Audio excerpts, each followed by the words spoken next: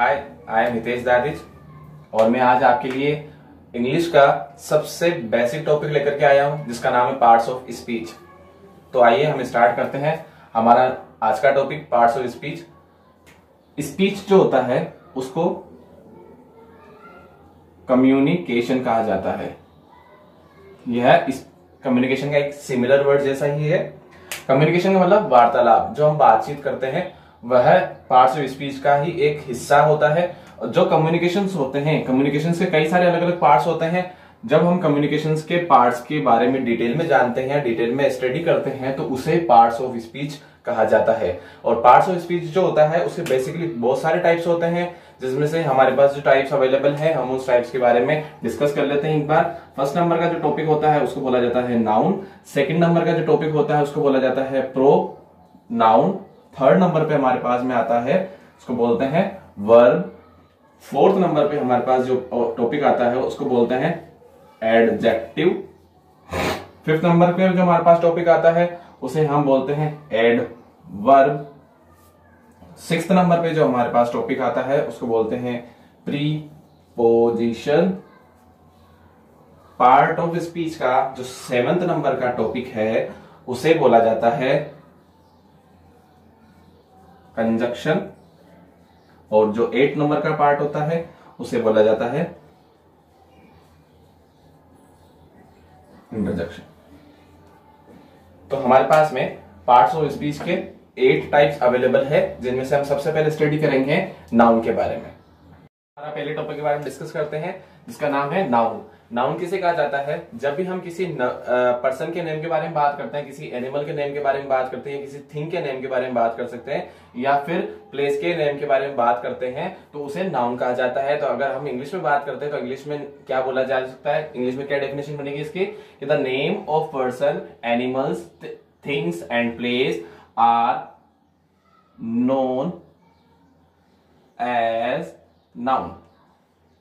Okay, अगर हम noun के एग्जाम्पल के बारे में बात करते हैं तो सुरेश और सुमन हमारे पास में 2 नेम दिए हुए हैं। ये 2 नेम किसी पर्सन के हैं, इसलिए नाउन के अंदर इंडिकेट किए जाएंगे या नाउन के अंदर इंक्लूड किए जाएंगे। हमारे पास में अजमेर एक प्लेस का नेम है, स्कूल वो भी एक प्लेस है, तो इन दोनों को भी हम किसके अंदर इंक्लूड करेंगे? नाउन के अंदर इंक्लूड करेंगे। अगर हम बात करते हैं बुक्स के बारे में, तो बुक क्या होती है? एक अच्छी सी थिंग होती है जिसके अंदर हम अच्छे नॉलेज के लिए उसको रीड करते हैं। साथ ही साथ हमारे पास एप्पल, जो एप्पल हमारे सेहत के लिए बहुत हेल्दी रहता है। तो ये दोनों चीजें भी क्या है हमारे पास में? एक थिंग है, इसलिए यह भी एक प्रकार के नाउन ही है। टाइगर यह एक एनिमल का नेम है, एलिफेंट ये भी एक एनिमल है। तो ये दोनों भी किसके अंदर इंक्लूड किए जाते हैं? नाउन के अंदर इंक्लूड किए जाते हैं। तो अगर हम इसका किसी सेंटेंस के तरीके से समझने की कोशिश करते हैं तो सेंटेंस हमारे पास में बना सकते हैं हम कि देवेश इज ईटिंग अ बनाना। ठीक है, इसके अंदर देखा जाए तो देवेश हमारे पास में किसी एक पर्सन का नेम है, और बनाना क्या है? एक फ्रूट है, और फ्रूट एक प्रकार की एक वस्तु है, वह भी एक थिंग है, इसलिए इसको भी किसमें इंक्लूड किया जाएगा? तो हमारे पास में 2 नाउन अवेलेबल इस सेंटेंस में हो जाएंगे। ठीक है, तो अब हम सेकंड हमारा जो टॉपिक है उसके बारे में बात करेंगे। टॉपिक है प्रोनाउन। प्रोनाउन किसे कहा जाता है? यहाँ सामने लिखा हुआ है used in place of noun. Means क्या होता है कि जब हम किसी नाउन की प्लेस के ऊपर किसी दूसरे वर्ड्स का यूज करते हैं तो उन्हें प्रोनाउन कहा जाता है। वह प्रोनाउन के आइडेंटिफिकेशन के लिए यूज में लिए जाते हैं। मतलब प्रोनाउन जो होते हैं वो नाउन के बारे में ही बताते हैं, लेकिन वह एक प्रकार के नाउन नहीं होते हैं। ठीक है, एग्जाम्पल देखा जाए तो प्रोनाउन के लिए कौन कौन से वर्ड का यूज किया जाता है? तो फर्स्ट हमारे पास में है आई का मतलब होता है मैं, वी है शब्द है, वी का मतलब होता है हम, यू का मतलब होता है तुम, दे का मतलब होता है वे, दोस्त का मतलब वो, अवर का मतलब होता है हमारा, और अस का मतलब भी होता है हमारा। ठीक है, अगर हम सेंटेंस के बारे में बात करते हैं, हम इसका सेंटेंस बनाते हैं तो क्या होगा sentence? This is a chair.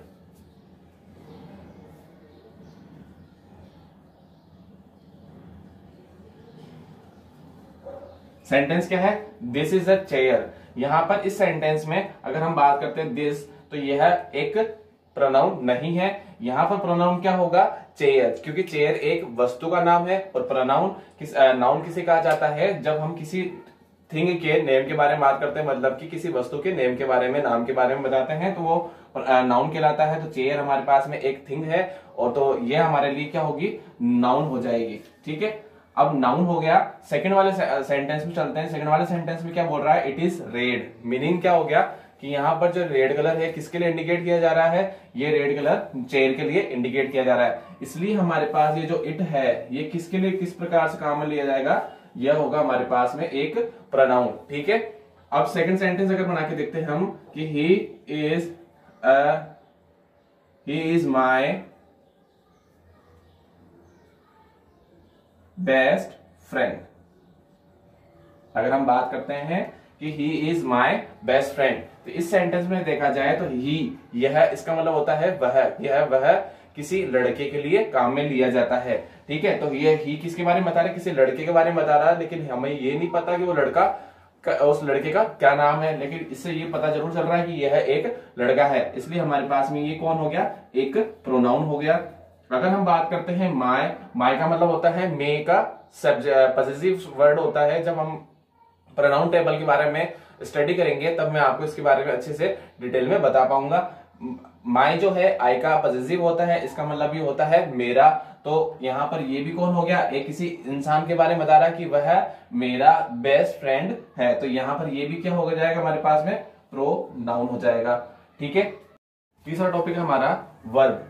Verb क्या होता है, SHOWS, शोज, एक्शन। अच्छा, एक्शन का मतलब होता है क्रिया या फिर काम। तो सीधी सीधी भाषा में हम कह सकते हैं कि जो हमें किसी काम के बारे में बताता है, मतलब हमारे सेंटेंस में ऐसा शब्द, ऐसा वर्ड जो हमारे को किसी कार्य के बारे में, किसी काम के बारे में, किसी एक्शन के बारे में बताता है, तो उसे किसी क्या बोला जाता है, उसे वर्ब बोला जाता है। तो फॉर एग्जाम्पल अगर हम एग्जाम्पल के थ्रू देखना चाहे तो एग्जाम्पल क्या होगा कि जैसे कि रन हो गया, रीड हो गया,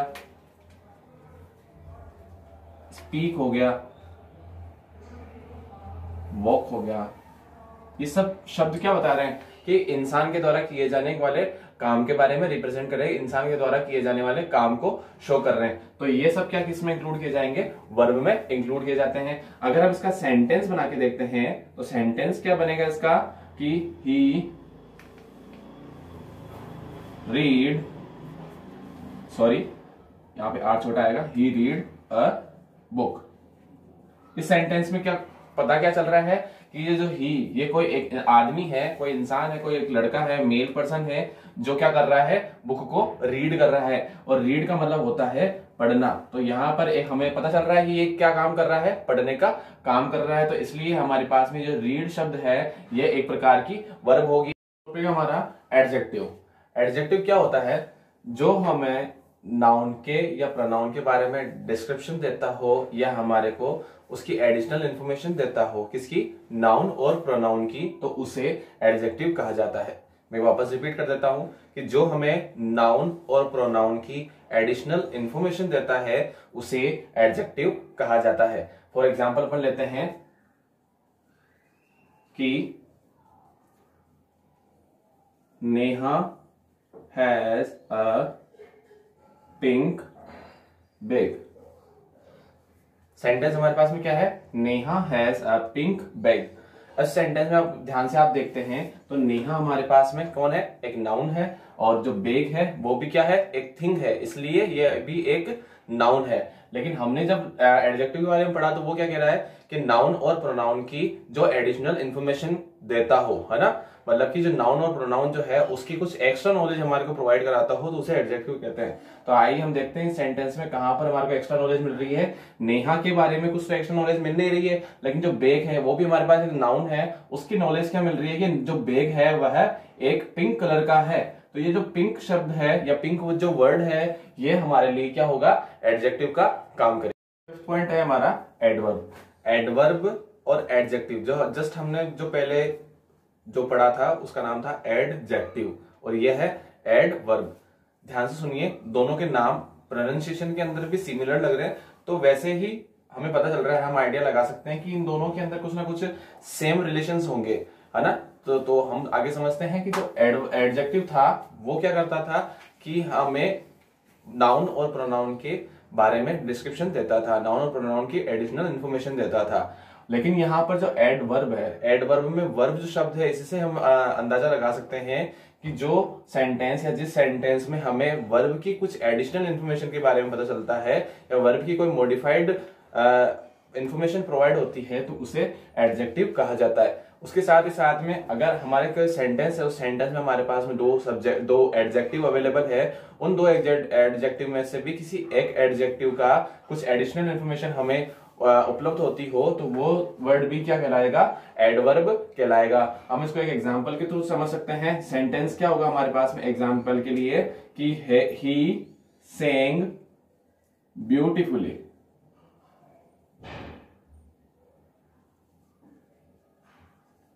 ब्यूटीफुली, ठीक है। इसमें ध्यान से देखने वाली बात यह है कि इस सेंटेंस में हमारे पास में जो सेंग है, सेंग हमारे पास में सेकंड वर्ब है। किसकी सेकंड वर्ब है? सिंग की। और सिंग का मतलब होता है गाना, गाने की सेकंड वर्ब है हमारे पास में सेंग। इस सेंटेंस में जो है ही सेंग ब्यूटीफुली, यहाँ पे काम क्या किया जा रहा है? सेंग एक काम किया जा रहा है, मतलब कि गाना गाना एक काम है। इस काम के अंदर ये जो इसकी एडिशनल इंफॉर्मेशन मिल रही है हमें, वो क्या मिल रही है कि जो गाना गाया जा रहा है वो बड़ा सुंदर तरीके से, खूबसूरत तरीके से गाया जा रहा है। तो हमारे पास में जो ये ब्यूटीफुल शब्द दिया हुआ है या ब्यूटीफुल वर्ड दिया हुआ है, ये हमारे पास में क्या कहलाएगा? एडवर्ब कहलाएगा। तो हमारा 6 पॉइंट है प्रीपोजिशन। जैसा कि हम अंदाजा लगा सकते हैं कि प्रीपोजिशन, इसमें पोजीशन शब्द दिया हुआ है, इसका मतलब क्या होगा? कहीं ना कहीं पर जो हम सेंटेंस पढ़ेंगे उस सेंटेंस में हमें कहीं ना कहीं पे ये किसी ना किसी चीज की पोजीशन को रिप्रेजेंट करेगा। तो हाँ दोस्तों, यही इसी का रियल मीनिंग है कि प्रीपोजिशन का मतलब जब हम किसी सेंटेंस में किसी नाउन या प्रोनाउन की पोजीशन का पता लगाते हैं, जिन वर्ड्स के द्वारा हम पोजीशंस के बारे में पता लगाते हैं, वो वर्ड्स ही प्रीपोजिशन कहलाते हैं। हमारे पास में कई सारे प्रीपोजिशन अवेलेबल है यहाँ पर, जैसे कि एट है, ऑन है, इन है, फ्रॉम है, विद है, अबाउट है, ओवर है, बिलो है, बिटवीन है, अमोंग है। ये जितने भी वर्ड्स हमारे पास में अवेलेबल है, ये सारे वर्ड्स किसी ना किसी नाउन या प्रोनाउन की पोजीशन को रिप्रेजेंट करने का काम करते हैं। इसे हम बड़े अच्छे से एक एग्जांपल के द्वारा और समझ सकते हैं। जैसा कि हमारे पास एग्जांपल अवेलेबल है कि the shoes are below the table. Sentence हमारे पास अवेलेबल है कि the shoes are below the table. यहां पर हमारे पास में जो शब्द दिया हुआ है कि बिलो सॉरी, एक्चुअली एक एल आएगा इसके अंदर, कि जो हमारे पास सेंटेंस दिया है, सेंटेंस में द शूज का मतलब हो गया जूते, आर बिलो द टेबल। यहाँ पर जो टेबल है ये हमारे पास नाउन अवेलेबल है। शूज जो भी एक थिंग है वो भी एक प्रकार के नाउन है, लेकिन इस सेंटेंस में जो टेबल है, इस टेबल के नीचे जो शूज है, शूज कहाँ पे है? बिलो। बिलो का मतलब क्या होता है? नीचे। मतलब कि ये शूज की पोजीशन कहाँ कैसे रिप्रेजेंट कर रहे हैं, ये बताना चाह रहे हैं। जो टेबल है उस टेबल के नीचे की तरफ जो जूते हैं वो रखे हुए हैं। इस तरीके से हम प्रीपोजिशन को बड़े अच्छे से समझ सकते हैं। नेक्स्ट हमारा 7 पॉइंट जो है वो है कंजक्शन। अच्छा, कंजक्शन जो होते हैं हमारे यहाँ सामने लिखा हुआ है जॉइंट वर्ड्स, सेंटेंस, फ्रेजेस और आइडियाज। मीनिंग क्या हुआ कि हमारे पास में अगर कोई दो सेंटेंस, दो वर्ड्स दिए हुए हैं, चाहे दो वो नाउन हो चाहे दो प्रोनाउन हो, लेकिन उन दो नाउन और प्रोनाउन को ज्वाइंट करने के लिए जो वर्ड का हम यूज करते हैं उसे कंजक्शन कहते हैं। फॉर एग्जांपल, अगर हम इसी तरीके से दूसरी तरफ समझना चाहें, चाहे वो कोई वर्ड भी हो सकता है, वो कोई सेंटेंस भी हो सकता है। अगर दो हमारे पास सेंटेंस अवेलेबल है, उन दोनों सेंटेंस को हमें ज्वाइंट करना है, तब भी हम किस वर्ड का यूज करेंगे? कंजक्शन वर्ड का यूज करेंगे। अगर उसी तरीके से हमारे पास कोई फ्रेजेस दिए हुए हैं या कुछ हमारे आइडियाज है और हमारे पास दो अलग अलग डिफरेंट आइडियाज है, उन दोनों डिफरेंट आइडियाज को कॉम्बिनेशन बनाकर के एक नया सेंटेंस डिजाइन करना है, तो उसके अंदर जो ज्वाइंट करने के लिए जो हम वर्ड का यूज करेंगे वो कंजक्शन वर्ड होगा। हमारे पास में कई सारे कंजक्शन वर्ड अवेलेबल है, जैसे कि एंड है, और है, बट, बिकॉज और स्टील। इन सारे वर्ड्स का यूज कहां पे किया जाता है? कंजक्शन वर्ड के अंदर किसी सेंटेंस को या किसी वर्ड को एक साथ ज्वाइंट करने के लिए किया जाता है। अब एग्जांपल अगर हम लेते हैं, हमारे पास अगर हम एग्जांपल की बात करते हैं तो एग्जांपल होगा देविका गॉट फर्स्ट रैंक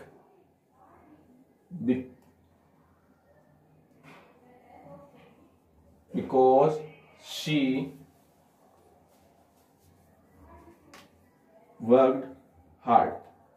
ध्यान से सुनना, ध्यान से देखने एक बार कि हमारे पास हमने क्या बात करी थी कि सेंटेंस को या किसी वर्ड्स को ज्वाइंट करने के लिए जो कंजक्शन का यूज किया जाता है या जो वर्ड्स का यूज किया जाता है उसे कंजक्शन कहा जाता है। यहां पर हमारे पास दो सेंटेंस अवेलेबल है, देविका गोट फर्स्ट रैंक। अगर हम देखें तो हमारे पास में एक सेंटेंस डिजाइन हो जाता है कि देविका ने फर्स्ट रैंक प्राप्त किया था। शी वर्कड हार्ड, उसने बड़ी कठोर मेहनत करी थी, उसने कड़ी मेहनत करी थी।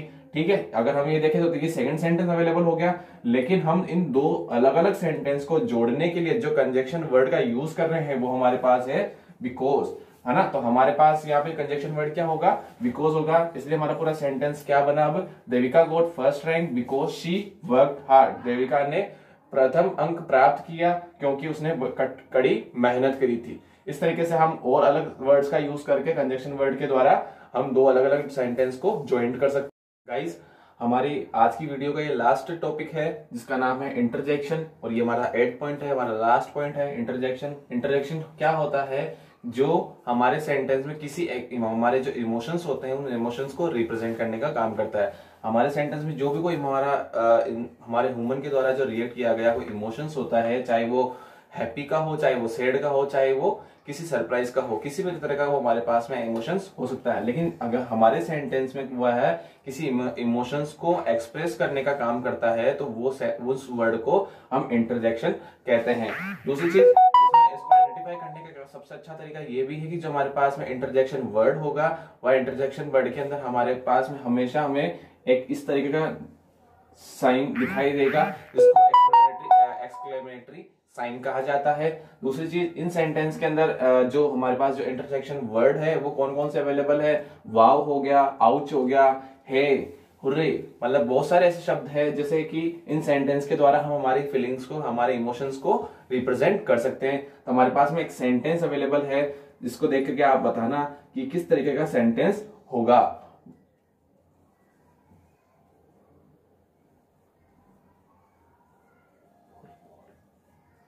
सेंटेंस है हमारे पास में, wow I got 90% marks. Means क्या हो गया, आप सोच के बताइए मुझे कि सेंटेंस में क्या कहना चाह रहा है। वाह, आपने बिल्कुल सही पकड़ा, ये कहना चाह रहा है आई गोट 90% मार्क्स। यहां पर ये जो बंदा है वह अपने आप के अंदर एक खुशी की फीलिंग को अनुभव कर रहा है। वो कहना चाह रहा है कि मुझे मजा आया, मैंने 90% प्राप्त किए, मुझे 90% मार्क्स मिले हैं एग्जाम के अंदर। इस चीज को देखकर वो अपने एक्साइटमेंट को, अपनी खुशी को रिप्रेजेंट कर रहा है। इस तरीके से हमारे पास हमने इतने सारे पार्ट्स ऑफ स्पीच के बारे में पढ़ा जिसमें अलग अलग वर्ड्स के अंदर, अलग अलग टाइप के अंदर अलग अलग तरीके की क्वालिटीज थी। इन सभी क्वालिटीज को हम आगे जाकर हम नेक्स्ट वीडियो में डिटेल में पढ़ेंगे। अगर आपको ये मेरी वीडियो में कुछ भी अच्छा लगा हो तो उसे लाइक, शेयर और कमेंट जरूर करें। Thank you so much.